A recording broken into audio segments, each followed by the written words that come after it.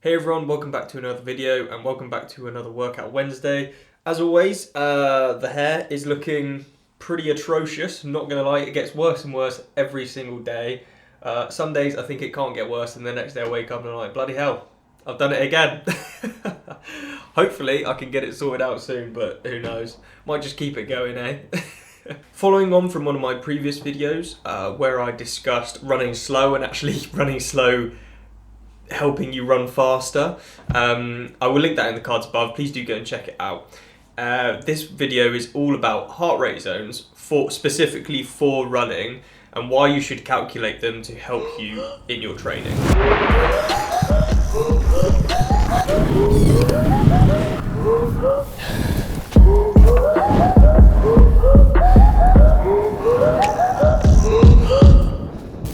So how can you calculate your zones and what's the best way to calculate your zones? Well, I mean, the most specific way would be go to a lab and get it tested there.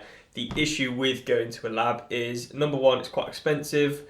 Number two, it's not readily available for everyone, and especially at the minute with what's going on in the world. So if you have access to a lab, fantastic, do that. But if you don't worry, there are plenty of other ways on calculating your heart rate zones. Now, before I talk about calculating your heart rate zones and the importance of having heart rate zones, I do firmly believe it is still very important to have the ability to run to perceived exertion, and so to still use this kind of technique in your training. Yes, it's quite old school, yes, it's quite caveman-like, I guess, but I believe it is important to have the skill to run to feel. A lot of people, they rely too much on the data, and yes, the data and the numbers are brilliant. They are very, very good. But on race day, what happens if your watch doesn't work? What happens if you drop your watch? What happens if your watch breaks? What happens if your heart rate strap isn't connected properly? I don't know. Anything could happen. Or if your watch doesn't pick up GPS and you're trying to run to pace, you know? Yes, it's important to have all these bits of data coming in, but if you completely break down when all of that data goes, that's not very effective, is it? So I think having a good mix of all of these abilities, being able to run heart rate, being able to run to pace, being able to run at perceived exertion, I think that's all going to help you be a strong, robust runner, no matter what the circumstances are. And yes, you know, your watch breaking or you losing your watch on race day, is that going to happen? Probably not, but it might do. So being ready, being prepared for that, I think is the best attitude to have. Now onto the test. I'm going to be talking about the 30-minute lactate threshold heart rate test. Yeah, it's a bit of a mouthful, I know.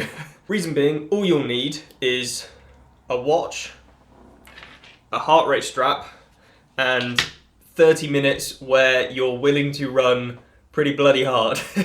Now, I've mentioned this previously on the channel in that video that I mentioned at the start. Now, if you have a modern multi-sport watch like I've got here, it is likely you will have an optical heart rate sensor on the wrist, on the back of the watch.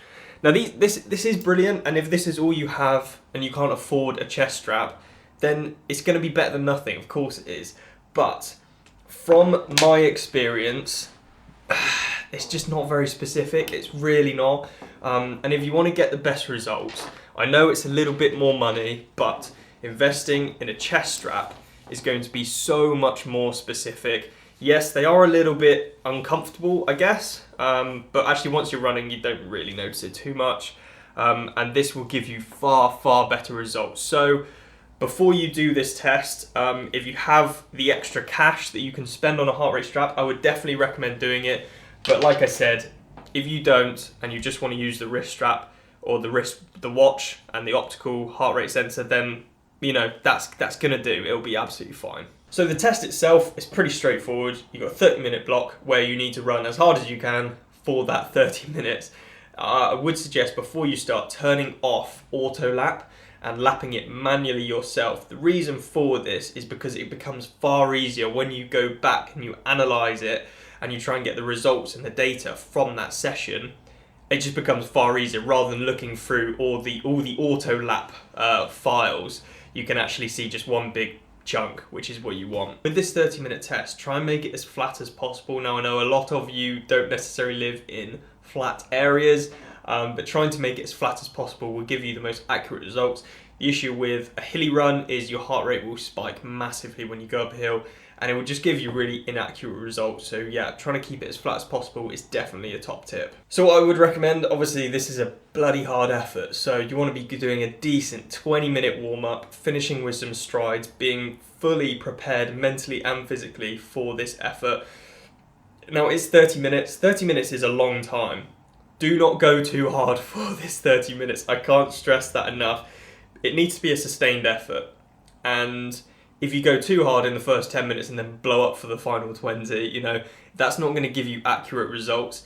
And yes, this is a hard effort, and the thing is, it's likely that you won't get it right first time, okay? And actually repeat, you have the ability to repeat this. All you need to have is a spare, hour in your day, and you can repeat this. I would not say repeat it day after day after day to get the best results possible, but if you completely butcher it and you blow up after 15 minutes, don't stress about it, reorganize the test for next week or something and just do it again. It's not something you need to stress too much about, but just trying to make sure that you don't go too hard too soon and it's a nice sustained effort. It's very easy to go too hard. I've done it before. It's not pretty. I would not recommend. As you start the test, you want to lap your watch, and then after 10 minutes, you want to lap your watch again, then do the 20 minutes, and then lap your watch at the finish. So you've done 30 minutes of effort, but you've just lapped your watch after 10 minutes. The reason behind this is because, and it's kind of like the most frustrating thing with heart rate, I guess, is there is a lag. It does take a while for your heart rate to react to what your body is doing. So that 10 minutes kind of becomes a little bit pointless, and then we're just focusing on that 20 minutes at the end. And then the number you're looking for is literally the average of that final 20 minutes. And then what you can do is you can go on, there's plenty of online calculators that you can go on to, and you can input that average and it will give you your zones there and then you can put that into, let's say, Training Peaks or any other training software that you use. However, I am going to put on screen now the zones and the percentages. If you're keen to do the maths, or if you just want to, let's say, take a screenshot of this, by all means, please do. And this just gives you the specifics of the zone and the percentage of your lactate threshold heart rate. Now, to finish off this video, I kind of wanted to talk about the limiting factors of heart rate. Like, yes, it's a brilliant tool to use, but as I mentioned previously, there is a lag and it takes a while to react to what you're doing. So for shorter efforts, it's kind of like, it's not the best tool to use. Whereas for longer, more sustained efforts and easy runs in particular, I think it's brilliant. So actually looking at your heart rate when you're doing easy runs, making sure you're not running too hard, is such a good thing to do. And for maybe perhaps, longer tempo runs, stuff like that, absolutely brilliant.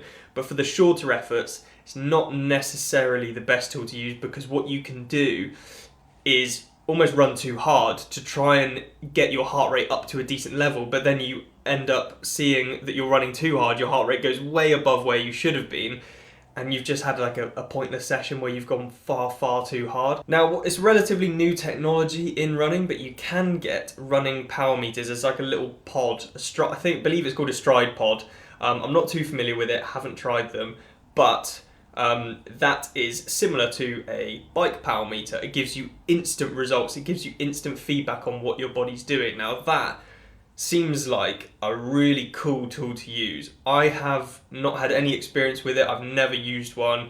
So if anyone has used one, is watching this, please comment in the comment section below. Let me know how you've got on with it, because I would be really interested to hear.